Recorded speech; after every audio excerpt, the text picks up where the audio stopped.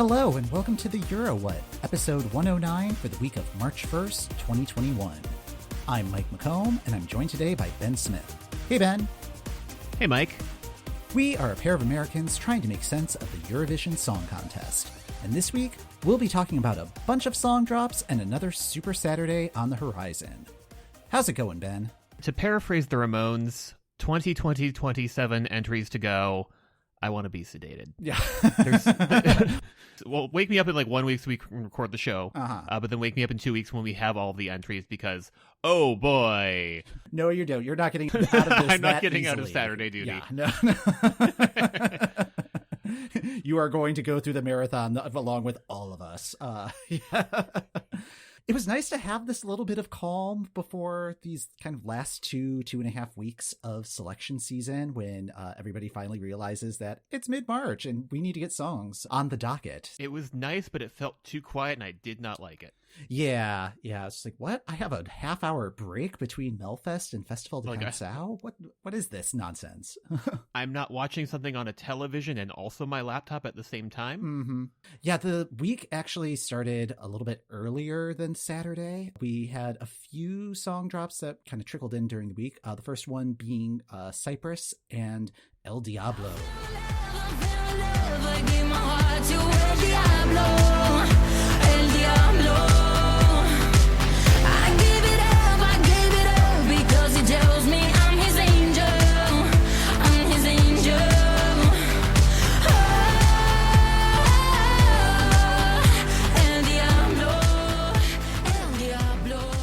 Remember the Onion article where it's Marilyn Manson going door to door in new effort to shock America?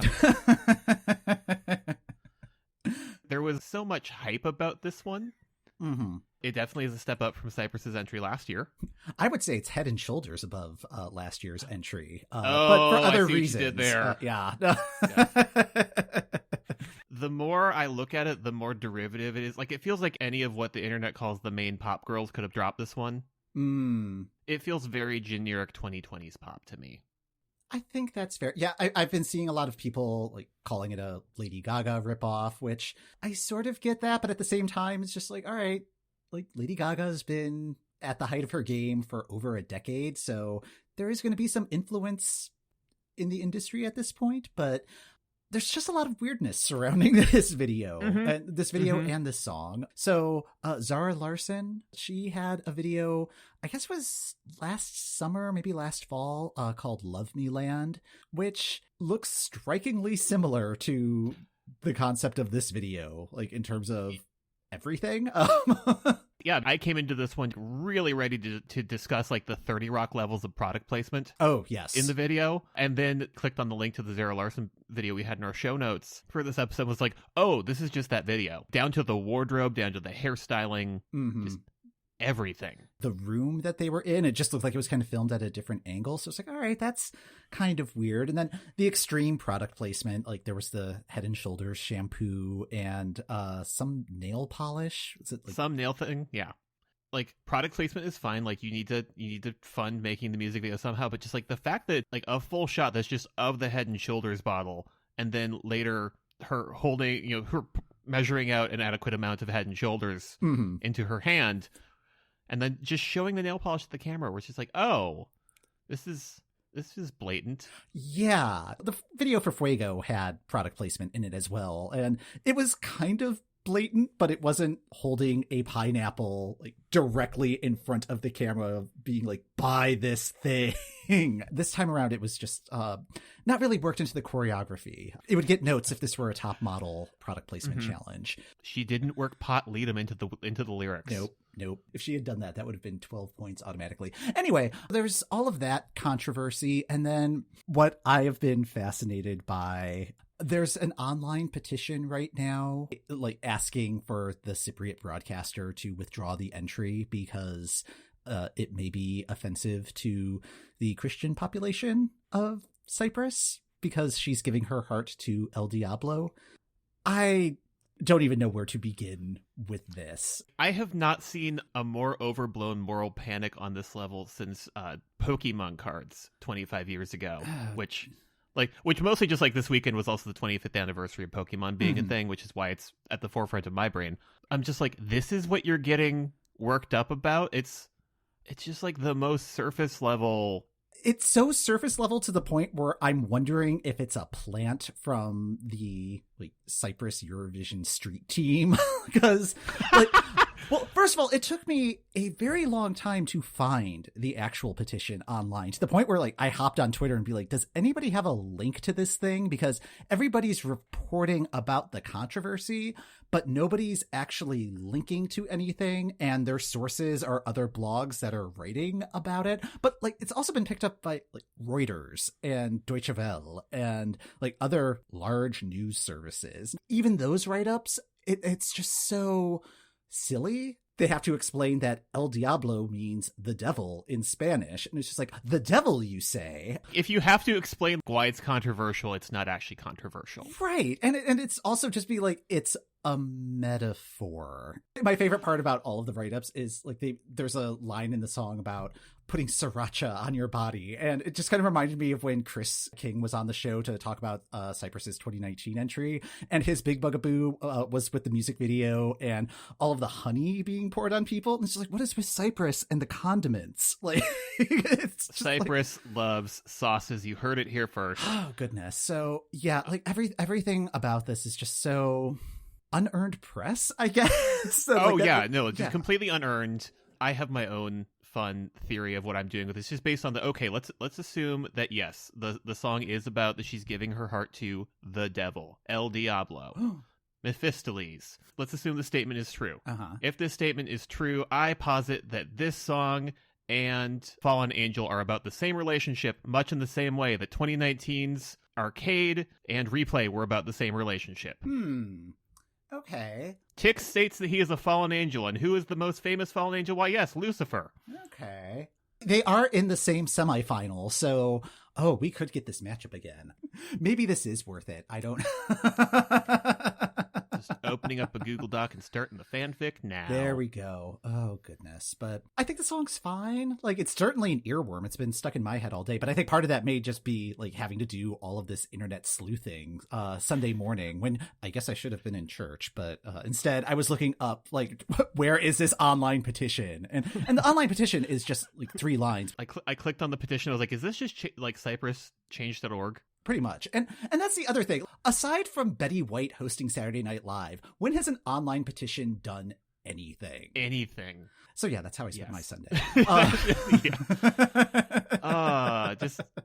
Just love a good moral panic mixed in with Eurovision. Yeah. Think of the children. The next one we're going to talk about is Germany. So Germany has been doing a lot of lead up, or at least their artist Jendrik has been doing a lot of lead up on his TikTok and Instagram and all of the social channels, showing the behind the scenes of his entry, and we finally have that entry, I Don't Feel Hate. I don't feel hate, I just feel sorry. You feel so very clever whenever you find another way to wear me down. But I don't feel hate, I just feel sorry. So you can wiggle back to me, the thing it'll never wiggle back to you. Cause I don't feel hate.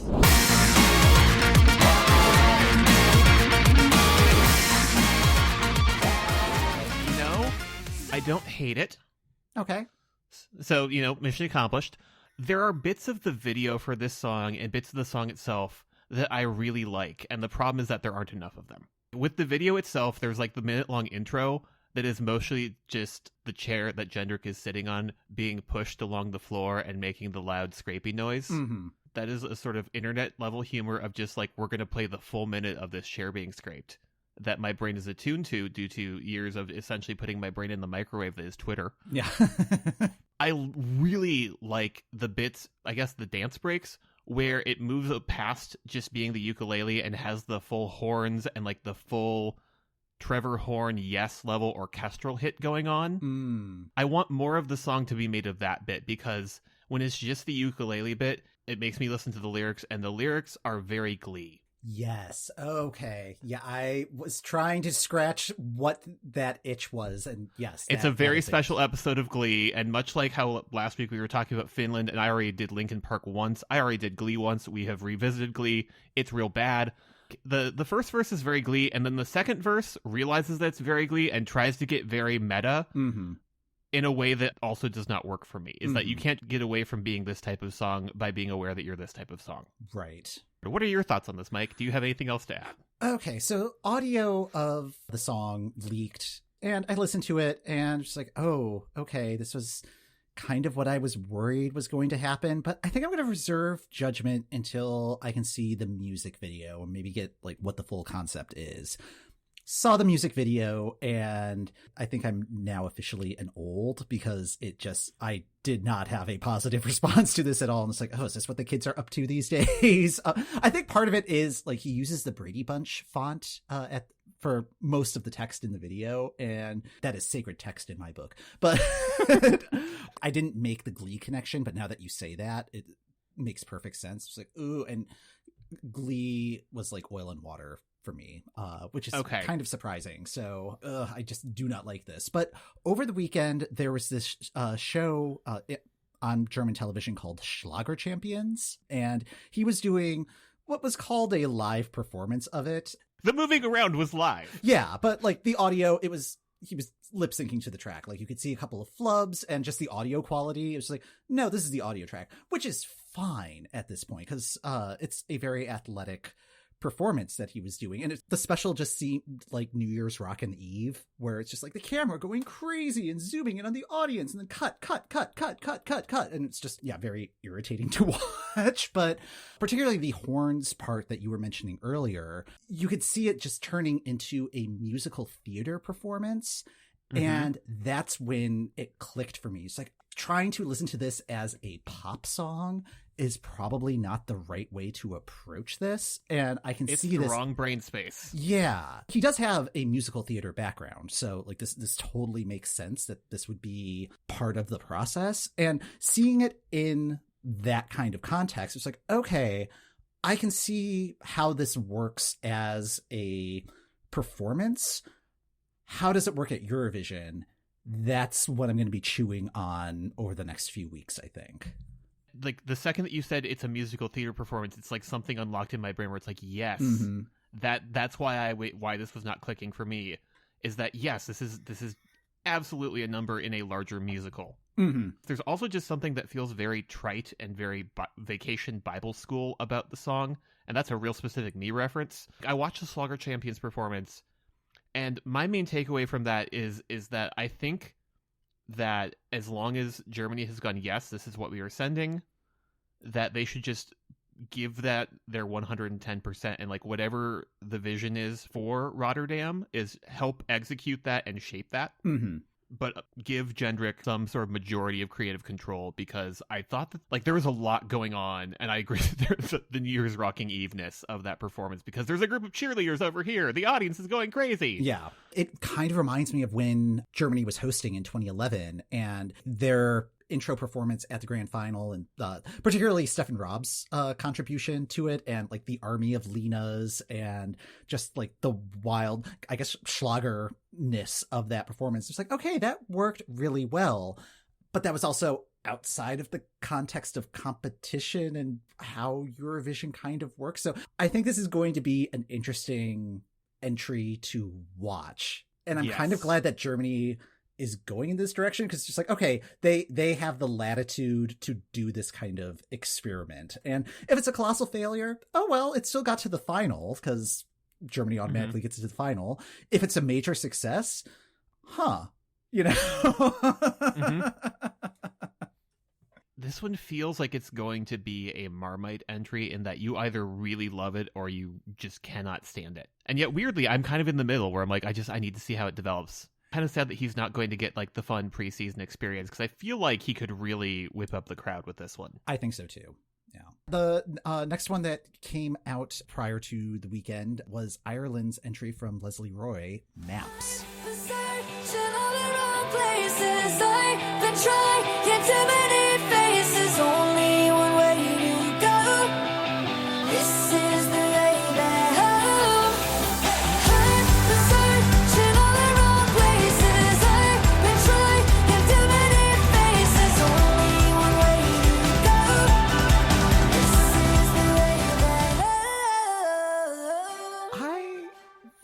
this on the first listen. Same. It doesn't have the same stickiness as a bunch of the other stuff that dropped this weekend, but I keep going back to it. I keep finding new little musical things that I like about it. I know. I thought our entry last year was a little overproduced. I think there's a little bit of restraint on this one, which I think I'm responding to positively. And it feels like an Irish entry, which I haven't been able to say about Ireland most years, at least recently. Yeah. So yeah, and like very specifically, like the first melodic lines of this song reminded me of the chorus. Same here. Yes. I'm just like that specific vocalization of the notes. I'm just like, that is the chorus is breathless. Yeah. Unfortunately, there wasn't like a lot of controversy surrounding this one, so I think it kind of got lost in the shuffle of the shuffle of everything being like, sign my petition. Yes. Yeah. So yes. like I haven't been able to form like a strong bond with this one. I'm looking forward to getting a chance to actually sit with this song. But so far, like first impression, I'm very positive on it. I really like the kind of like bridgy bit that like the title of the song comes from, of like, soul is a map, heart is a compass, I am the road. Netflix or Freeform or whoever pumps out all of the teen movies these days should just put Leslie Roy on retainer. Last year definitely felt like this is like a song in like a coming of age teen movie that pops up on one of these networks. This one also feels like track 3 or 4 on like the soundtrack album. Yeah, I get that. And I think, to be clear, when we say that sort of thing, it may sound like we're kind of slagging the entry. Like, no, that is that's where a the very money good thing. is made. Like, it's just like, if you can get that kind of gig, like that is a good gig to land. Especially like in the last year, I have various musicians I follow on like Patreon who have been in the biz for like a decade or two, where that is where they're turning, is they're writing music for films, either in the score or like writing those entries that pop up on the soundtrack albums. It's like that is good money if you can get it, and like I mean that as a full compliment, in that this feels like it should be soundtracking some sort of pivotal scene. Yeah, and the video is just so lovely. Like, it's just like, oh, the outdoors, it just looks nice. It did make me just want to go for like a hike in the woods. I'm really looking forward to getting a chance to sit with this one and see how it grows, and hopefully it continues to resonate with the fans. It seems like people are responding positively. On our unusually quiet Saturday, Slovenia has traditionally done EMA. This year was a little different. We had Ana Soklic premiering her song at the end of the special. The bits I watched were a lot of fun. It was Leah Sirk and another host sort of walking through the history of Yugoslavia at the competition and doing that thing that Eurovision has done with a few other hosts, where they insert them into historical footage. Oh, okay. There was a nice vibe of, we've been in the house for a year, so it's time to do some historical dress up. Every song had a different look. It was great.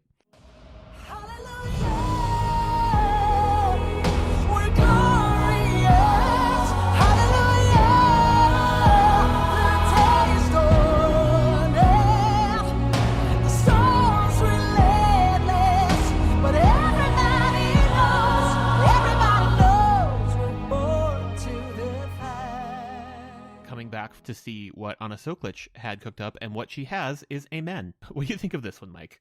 I agree with that deep sigh, because yes. Yeah, well, I'm having a tough time with it. Like, I when I was cutting the audio for this, I was just like, okay, I kind of get where it's going. It's kind of word salad in a lot of ways, and it's really word salad. Yeah, but it feels like it's the sort of word salad that the jury may eat up. Like, I think they're trying to be in the same realm as like Proud and other like big ballads that have been very successful at Eurovision, and it feels a little muddled. And I think part of that may have been the presentation of it. Like, the audio mix isn't great, so that makes it a little bit more difficult. And I don't know, I thought the staging was kind of boring, but what were your thoughts? I fully agree with you that it's just like a big plate of word salad.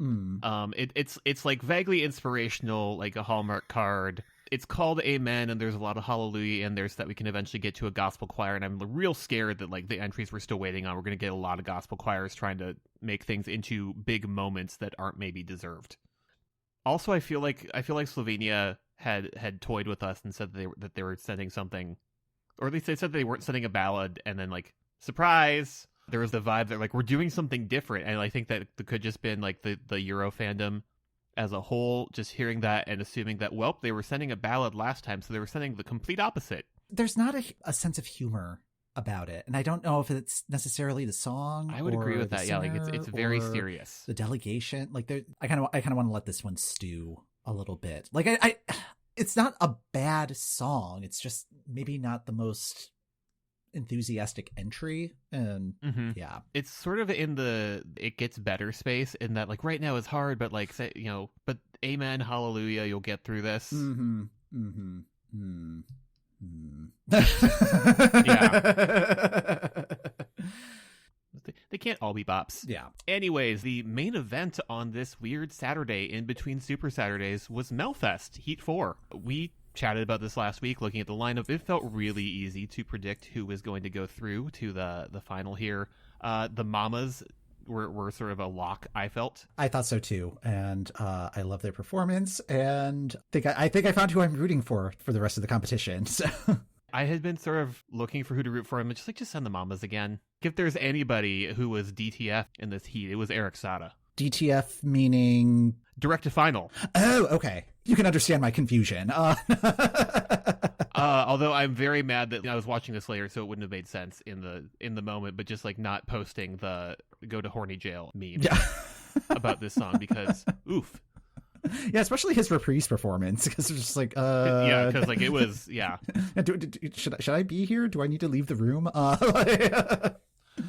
I like the staging of it, even though it's just Hotline Bling. Yeah, I'm not really a big fan of his, so I'm also kind of indifferent to him as a performer. Yeah, and I don't get the sweater. I like that, like in all of the different promo appearances, he's wearing different sweater combos. So like clearly a stylist is like sweaters. Yeah. But I got surprisingly into who I wanted to go through to Anders Jansen. Yeah, I was really surprised at how invested I was in this week's heat. Like to the point where I was just like, wow, I'm kind of annoyed at how these acts were distributed. I think if they were spread out among the other heats of the competition, everybody would have gotten through. Well, almost everybody would have gotten through. I think one of the first eliminated, Sanix, read the room. The second that song started, it was just like, no, thank you. Please leave. I feel like of the former Schlager ladies, I preferred this week's entry, Good Life, over Still Young. Both of them have like the same kind of Real Housewives quality to them. Mm-hmm. I absolutely could have seen Countess Luann performing Good Life. In fact, I think at one point I thought it might have been Countess Luann performing it, but I was surprised at how much I enjoyed that one. Although, like, the outfits they were wearing, like, the sheen of the fabric, it was just making me very uncomfortable. Because it's like, oh, is that just plasticky or, like, super leathery? Like, I'm just thinking of, like, a car seat in the middle of summer and just how hot and sticky and gross that would be. And just like, ugh, under TV lights? No, thank you. Yeah, that was a fun performance. Like, really, like, even Sanix, even though I did not care for that entry, I thought everybody did a really good job, and like it was kind of a tough cut this week. Looking at the lineups we have for this coming weekend, we have Alvaro Estrella's Baila Baila versus Lilia Sisters' Pretender. We have Frida Green's The Silence versus Paul Ray's The Missing Piece. We have Clara Hammarström's Beat of Broken Hearts with Ephraim Leo's Best of Me. And the lineup where I would like both entries to go through, Eva Ryberg and Eva Ruse's Rena Ramading Dong versus Clara Klingenström's Behover into Digidog. Yeah, I think that matchup is the one that has broken the hearts of everybody following Melfest this year. Everybody else, cool, pick one. Those ones, please send both. I guess on the plus side, one of them is going to get through. I have a feeling it would have been difficult for either one of them to advance against any other matchup, but at least this way, one of them gets to survive, although that's kind of a bummer way to think about it. Oh yeah, just sort of mentally shifting things around, shifting the pieces of paper around to figure out, okay, but like, what if we put these ones against one another? Nope, lose. And look at this, we're excited about duels. Yeah, that is kind of a rarity. So often it's just like, oh yeah, we kind of know how this one's going to play out. Finishing out the afternoon was Portugal's Festival de Canção, their second semifinal. We had another case where one of us was right on who was going to advance. 10 songs competed, 5 songs advanced. Ben, your pick last week of Voltafas by Euclides did make it through. It was the last song announced for advancing. Did you watch any of the show? I did not. Oh, okay. Tell me what happened. Yeah, I mean, it was like pretty straightforward performances. Euclides, his performance, he was just sitting on a stool wearing what looked like very comfortable pajamas and just kind of totally relaxed and totally chill. And just like, this is exactly what I think everybody wants right now. It just looks so cozy. This is the vibe I want. Yeah. And yeah, it was another case of like very solid performances all around. It felt like there was a little bit more pop in this week's field, and a lot of those entries were the ones that got through. It was a good show. Again, it ran unnecessarily long. Like there was a performance window and then the voting window, which is longer than the performance window. And yeah, like the show started at 3. It didn't wrap up until almost 6. And it's like, there are only 10 songs and they got through them in a pretty quick clip. So kind of what you can expect to have happen this coming Saturday with the final. It'll be 10 songs again and probably a very long voting window with guest performances and stuff. So pack a sandwich. I did like watching Twitter go, wait a minute, the voting window is how long? Mm-hmm. We're not going to know the results of the semifinal until when? Portugal likes to take its time with things. No rush. It's lovely in the moment, but yeah, when you have 7 other shows happening, as is usually the case around this time in a normal Eurovision year, Judge Judy tapping her watch meme. So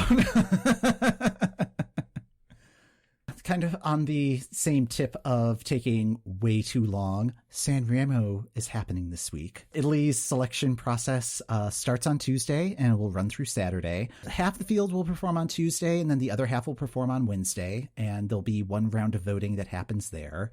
Then everybody performs on Thursday. Everybody performs again on Friday. There's voting that's happening with different groups each of these nights. And then Saturday is the big show. That is when the public vote is factored in. It should be a really exciting show, but it will run long. There are 24 songs that are competing. And yeah, the voting window is a pretty long voting window. This will be a show quite different from previous years of Sanremo, like no live audience. Naomi Campbell, who was supposed to be one of the co-hosts, she wasn't able to get to Italy because of travel restrictions. So it's going to be an interesting watch, I think. Naomi Campbell isn't going to be there, so what you're telling me is that there's more time for bits. Yes. I'm sorry. Yes. Apologies. There will be more bits. But there won't be as much booing because there's no audience. Unless they pipe the booing in. So pipe the booing in. If we can pipe applause into Taskmaster, we can pipe booing into Sanremo. Do it. It wouldn't be the same. So starting on Thursday, Moldova is going to drop Sugar, and they are doing such a promotional push on this one. Like, Philip Kirkorov has been sitting in what I assume is his mansion, just bored all year, thinking up things, and he is ready to explode. But like in a fun way, not in a glass case of emotion way. Elsewhere, the Netherlands will be releasing Django's entry on Thursday as well. And then Belarus might happen. That's fun. Yeah, and then on Friday, we've got Serbia dropping Loco Loco. We are in the eye of the hurricane now. The actual hurricane will be landing on Friday, so that should be fun. They've dropped a snippet and like a preview video on their on both the Eurovision Instagram and probably their own Instagram. It's going to be colorful. I have a feeling Serbia and Moldova are going to be very similar in a lot of fun ways. So yes, and I feel like both of their promos dropping today speak to that. So on Saturday, we've got Estonia starting off the day with Eesti Laul and their final. The 12 songs from the 2 previous semifinals will battle it out, and one winner will emerge. So that should be a good show. We've talked about Estonia in depth, so you can go back to our previous episodes to hear what we had to say. We're very big on this field. Yeah, that should be a really good show, and there won't be anything running opposite it, at least during the performances part. So that should be a lot of fun. And then Denmark is having their national final, Dansk Melodi Grand Prix. 8 songs will be competing in that. We haven't really talked about Denmark yet. We do have a playlist on our Spotify channel. Ben, were there any songs in the field that caught your ear? This one's a kind of a tough final because like I feel like Ben and Tan should have been in this field somewhere. Mm-hmm. I don't know, and like I don't know if it's the only one that's not currently on Spotify, and it was like the first one I listened to, and that's just why I imprinted on it. But the one that I'm enjoying is Emma Nicoline's Star Liga Hair. Du kigger dig omkring, din hjælp nær, men du ser ingenting, jeg står lige her. Fortæl mig, hvad der sker, fortæl dem, hvem du for jeg lige her. Is there a name for the current 80s trend right now? Like, I feel like I use a different term to describe it every week. So we really need to pin one down because it is happening, and that I think that's why I liked it, is that of the because there's a couple in the Danish field that are kind of playing on that. Mm-hmm. This one I feel isn't just aping the style, or at least is like doing something a little bit more with it.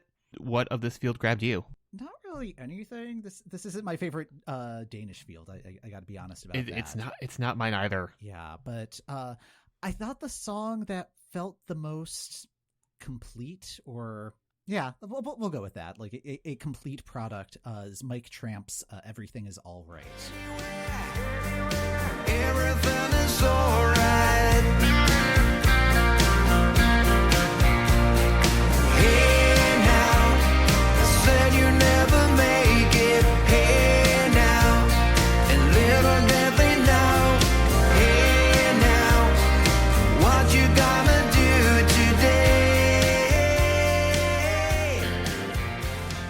It's not necessarily my style. Like it really feels like it's hitting all of the country what's been successful in the country genre that Netherlands has been doing, a little bit of what Estonia has been doing the last few years. And Mike Tramp, he used to be the lead singer of White Lion, and he even represented Denmark. I think it was back in the late 70s. As part of another group. Yeah. So like I had not realized that. Yeah. So he has the experience, and he was a musician in the 80s. So I would love to hear his thoughts on all of this 80s revival stuff that's happening right now, especially the field that will be surrounding him on Saturday. I'm not wedded to this track, but it felt the most ready to go, like the turnkey song of all of the 8 entries. So mm-hmm.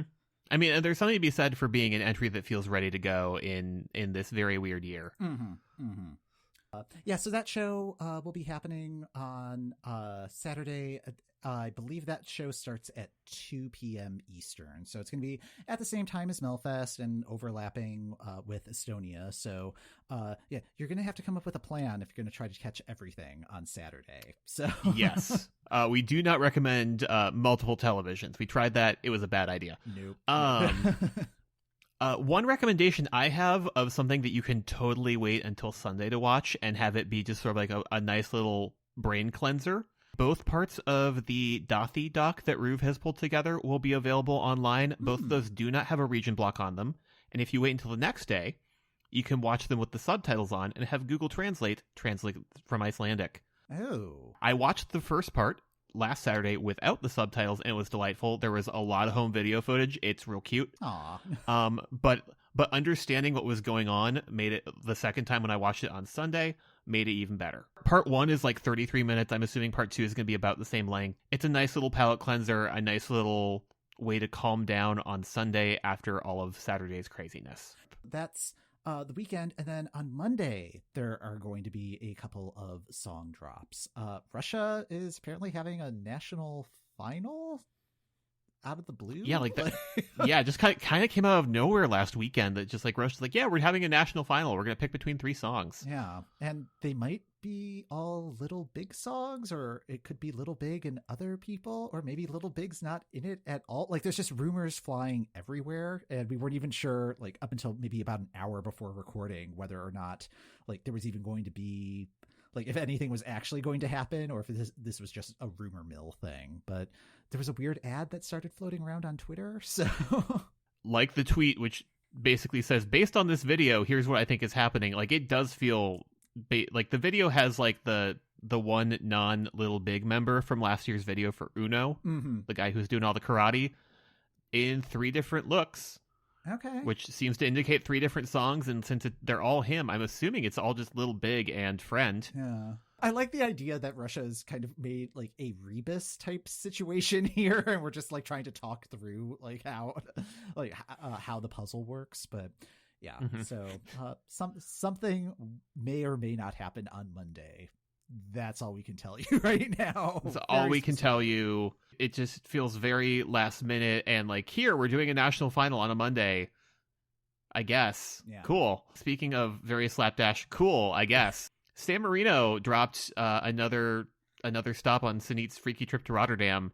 It's a mashup of Golden Boy and Toy from Israel, and they must be running out of bingo balls in the little hopper, because the whole thing with this one was just like 3D scanning. I wouldn't even call it a mashup. It felt more like a medley. Like, I was hoping for a Oh mashup. yeah, mashup is optimistic. It was a medley. Yeah, and it's a shame too, because I was just thinking, like, as they were going through, like, the verse of Golden Boy and then going into the chorus of Toy and then having those two play against each other. It's like, oh, this could really work.